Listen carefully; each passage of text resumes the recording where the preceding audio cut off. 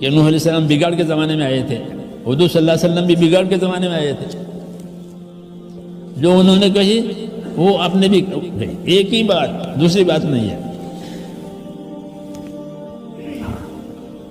کیوں کہ اللہ سے معاملہ ٹھیک کرنا ہے۔ کیا کرنا ہے؟ اللہ سے معاملہ ٹھیک کرنا۔ پھر اس میں یہ بات بھی ہوگی کہ اللہ تعالیٰ سے اپنا معاملہ ٹھیک کرنے میں ناگواریاں آئے گی۔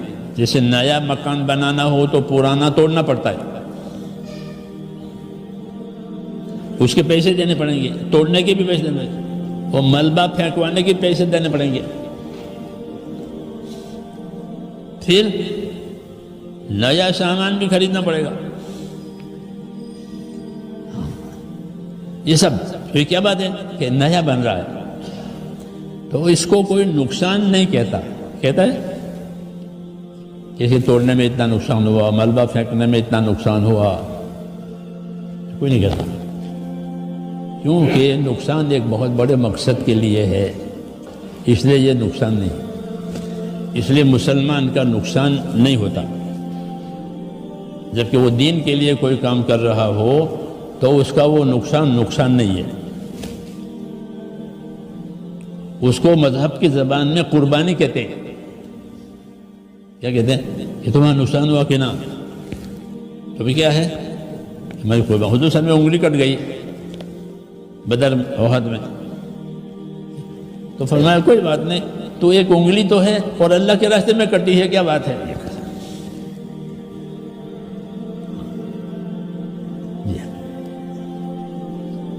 یہ کہتے اللہ کے راستے میں کٹی ہے، تو یہ کوئی نقصان، یہ نقصان نہیں ہے، کیونکہ یہ نقصان ہے کسی بڑے کام کے لیے، تو جو نقصان کسی بڑے کام کی آمد کے لیے ہو رہا ہو وہ نقصان نہیں مانا جاتا۔ جب نعمتوں میں شکر گزاری بنے، اپنی ذمہ داری پوری کرنے والے بنے، اور پھر آخر میں بحسن عبادت ہے کہ میں تیری عبادت اچھی سے اچھی کروں، کیونکہ عبادت کے لیے پیدا ہوا ہے، عبادت زندگی کا مقصد ہے۔ عبادت کیا ہے؟ عبادت زندگی کی ضرورت نہیں ہے، ضرورت تو روٹی، ضرورت تندرستی، یہ اس سے بھی اوپر کی چیز ہے، یہ اس سے بھی اوپر کی چیز ہے، روٹی، تندرستی، پیسہ، ٹھیک ہے، یہ اس سے بھی اوپر کی چیز ہے۔ وہ کیا؟ اللہ کی عبادت، کہ وہ زندگی کا مقصد ہے، کہ جس کی زندگی میں عبادت نہیں ہے اس کی زندگی بیکار ہے۔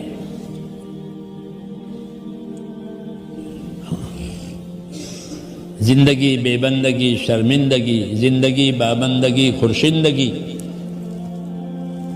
زندگی بے بندگی، شرمندگی، یہ کچھ نہیں کیا، کھایا پیا اور مر گیا،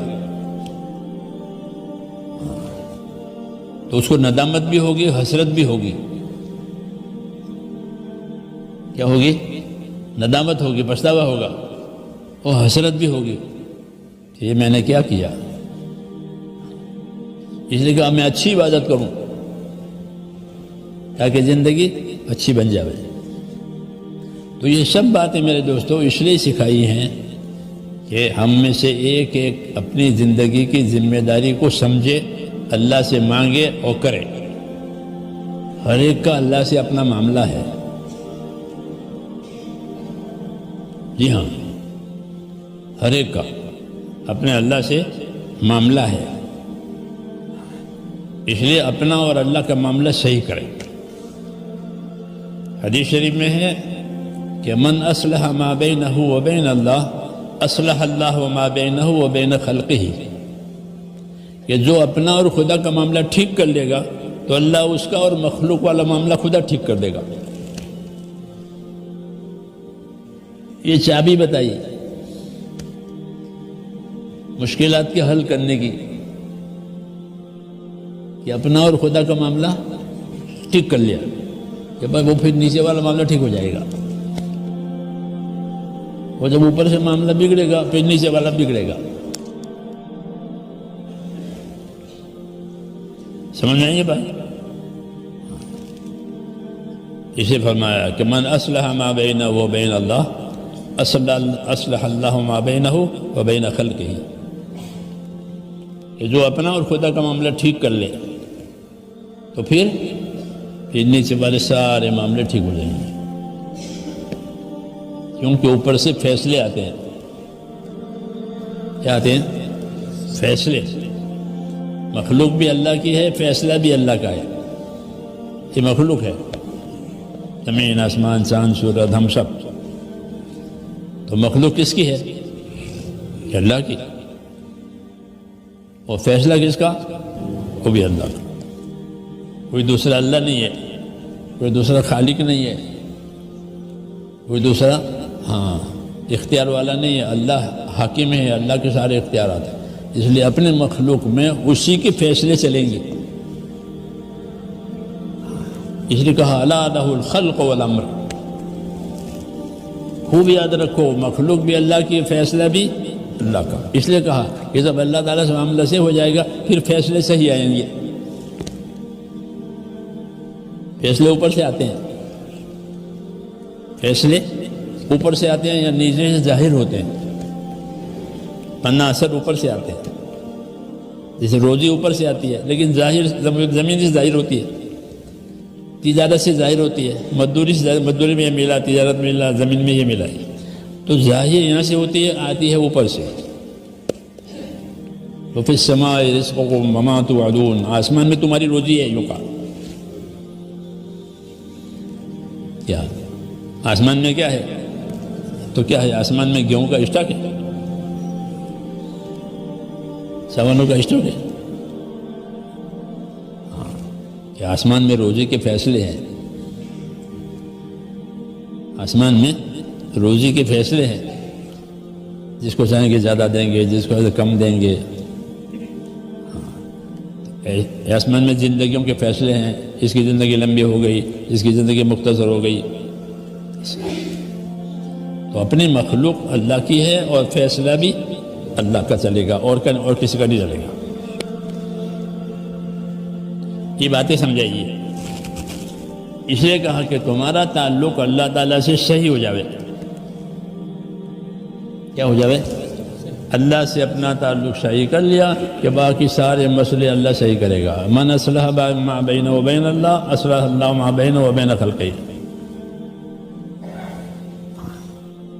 یہ ہے تو اللہ سے معاملہ صحیح کرنا، یہ تبلیغ۔ اصل اللہ سے معاملہ صحیح کرنا یہ دین،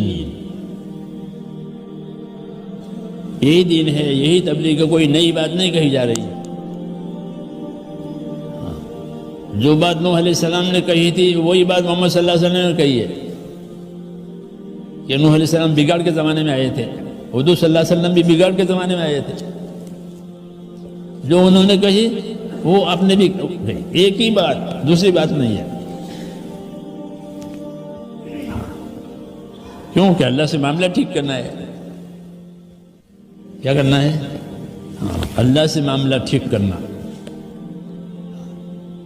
پھر اس میں یہ بات بھی ہوگی کہ اللہ تعالیٰ سے اپنا معاملہ ٹھیک کرنے میں ناگواریاں آئے گی۔ جیسے نیا مکان بنانا ہو تو پرانا توڑنا پڑتا ہے، اس کے پیسے دینے پڑیں گے، توڑنے کے بھی پیسے دینے پڑیں گے، اور ملبہ پھینکوانے کے پیسے دینے پڑیں گے۔ پھر نیا سامان بھی خریدنا پڑے گا۔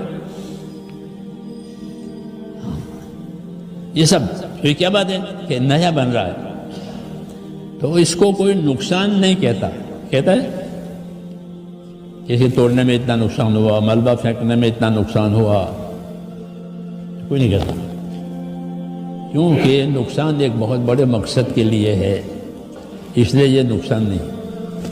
اس لیے مسلمان کا نقصان نہیں ہوتا، جبکہ وہ دین کے لیے کوئی کام کر رہا ہو تو اس کا وہ نقصان نہیں ہے۔ اس کو مذہب کی زبان میں قربانی کہتے ہیں۔ کیا کہتے ہیں؟ کہ تمہارا نقصان ہوا کہ نہ، تو بھی کیا ہے؟ ہماری قربانی۔ حضور صلی اللہ علیہ وسلم میں انگلی کٹ گئی بدر احد میں، تو فرمایا کوئی بات نہیں، تو ایک انگلی تو ہے اور اللہ کے راستے میں کٹی ہے، کیا بات ہے؟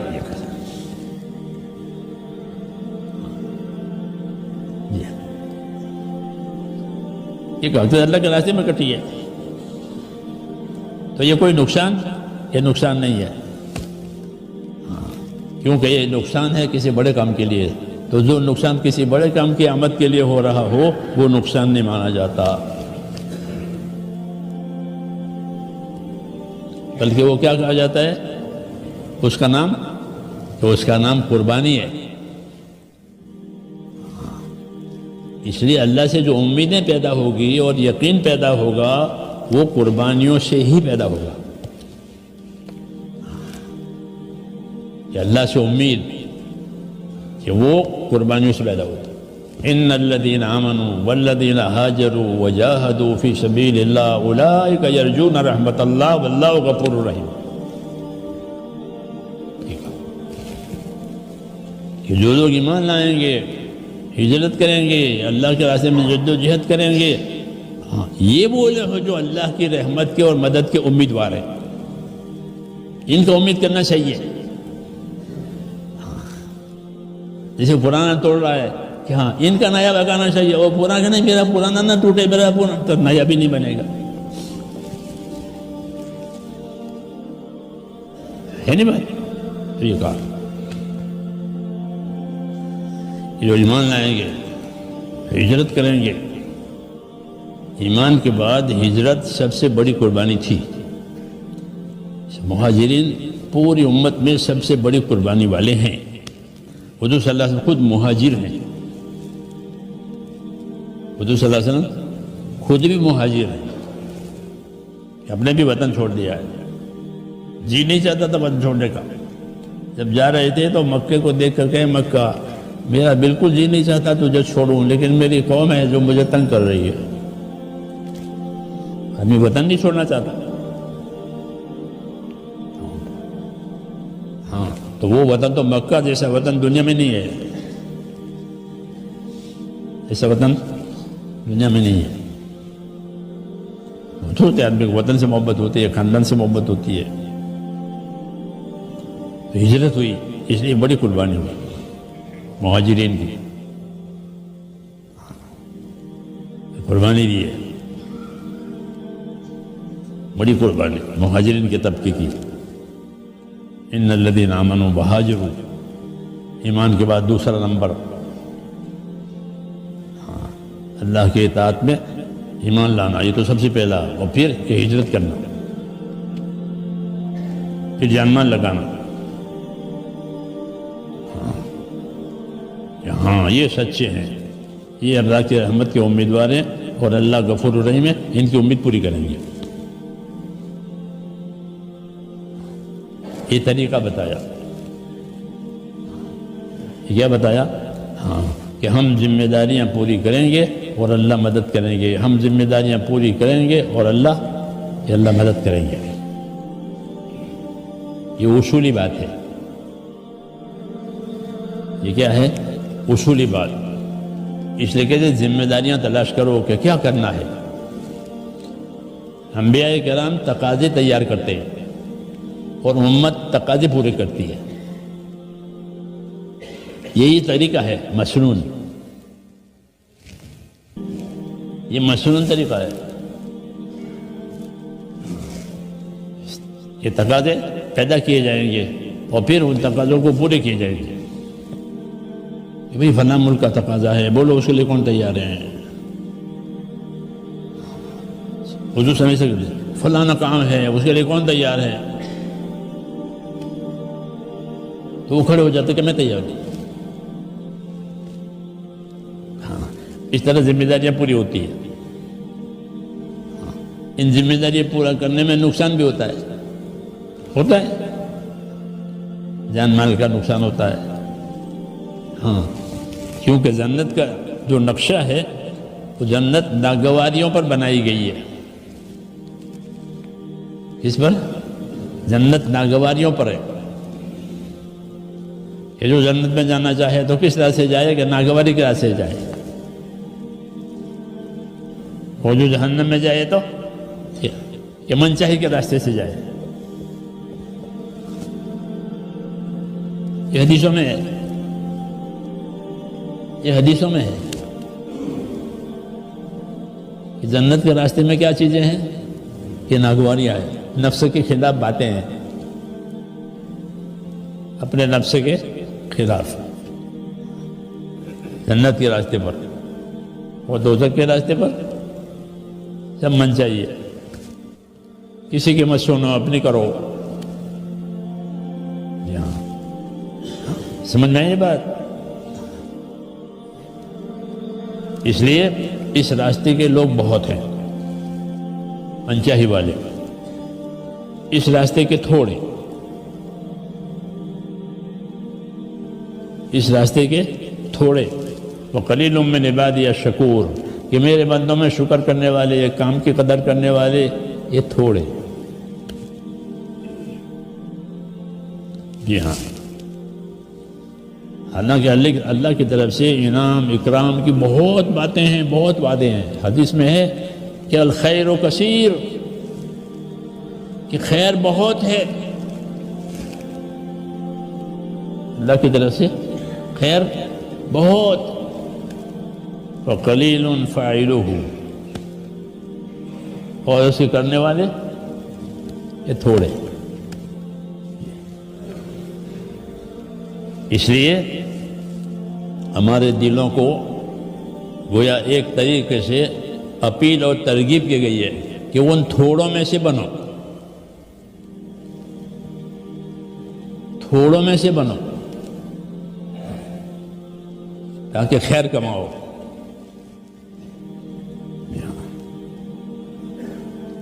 سمجھ میں آئی نا بات؟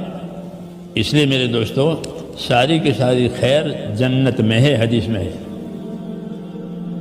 ساری خیر جنت میں، وہ سارا شر وہ کہاں ہے؟ کہ وہ جہنم میں، وہاں کوئی خیر نہیں ہے، ساری خیر جنت میں ہے۔ وہ جنت میں جانے کا ایک ہی راستہ ہے، وہ دوزخ میں جانے کے، دوزخ میں جانے کے بہت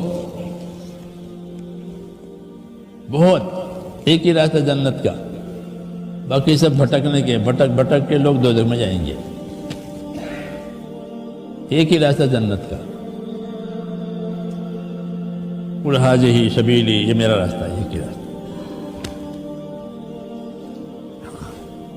اس لیے اپنے راستے پر رہنا ہے، کیا کرنا ہے؟ اپنے راستے پر رہنا ہے، اپنے مقصد پر رہنا ہے، اور امید کے ساتھ رہنا ہے۔ کس کے ساتھ؟ کہ اس راستے پر جانے والا کوئی نامراد آج تک ہوا ہی نہیں ہے۔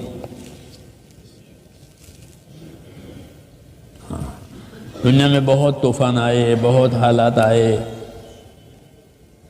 ہوں گے، لیکن اس راستے کا کوئی آدمی نامراد نہیں ہوا۔ یہ پکا راستہ ہے، یہ سچا راستہ ہے۔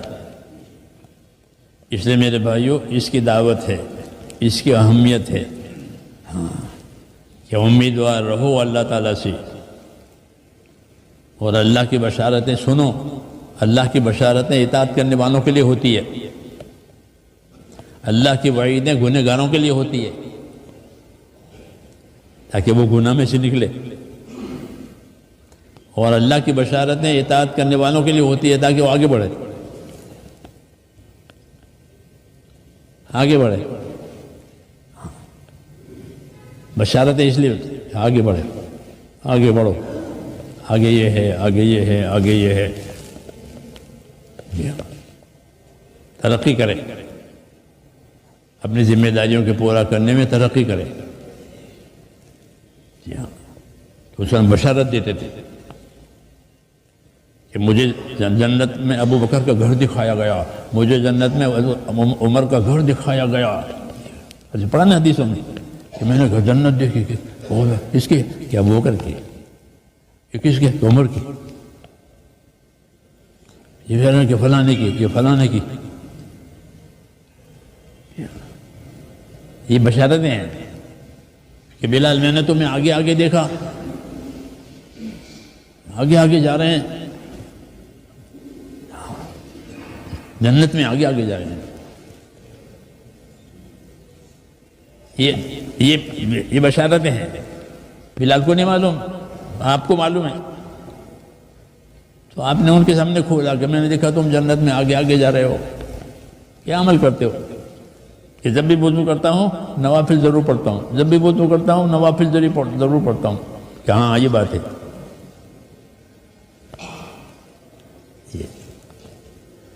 یہ سب باتیں ہیں، سمجھے نہیں؟ ایک ہے بشارتوں سے چلانا، جیسے مشین کو آئل سے چلاتے ہیں. مشینوں کو کس سے چلاتے ہیں؟ پانی سے. آئل، ہوائی جہاز کا آئل الگ ہے، ٹرک کا آئل الگ ہے. ٹرک کے آئل سے ہوائی جہاز چلے گا؟ نہیں چلے گا، وہ الگ ہے. جی ہاں، ایسے میرے دوستو اللہ تعالیٰ ایمان والوں کو ایک بشارتوں سے چلاتے ہیں. اس لیے ہماری نظر ایک تو بشارتوں پہ ہونی چاہیے کہ مجھ کو کیا ملے گا. جب آدمی کے سامنے اسے نہیں ہو تو وہ نا امید ہو جاتا ہے کہ اس میں کیا لینا، کہ اس میں کیا لینا. تو نا امیدی جو ہے وہ جہالت کی وجہ سے ہوئی ہے.